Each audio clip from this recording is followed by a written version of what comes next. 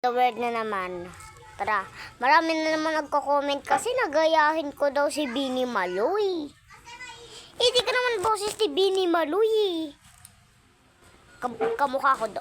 Ano daw? Hindi ko daw kamukha si Bini Maloy, pero kabisado ko daw yung mga ano ng Bini kanta.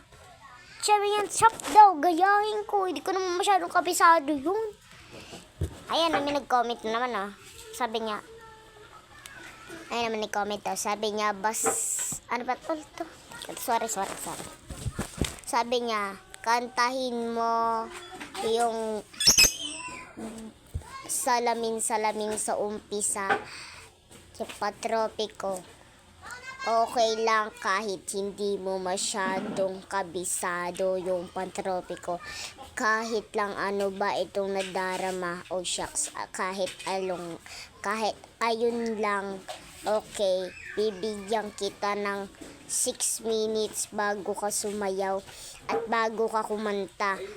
Dapat lang matuto ka kumanta. Ano? Matuto ako kumanta, kanta ko na nga yung Bini, okay. Marami nag-comment, gayahin ko naman daw sa Bini Maloy. Fine, I'm do. Okay.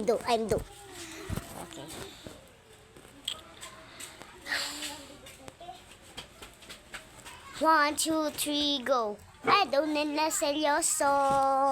Di ba naman sa yung tunay na motibo? Iyo pinapakita. Alam mo sa'yo sandira.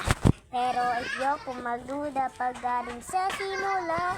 Maghihintay na lang na ikirumaan.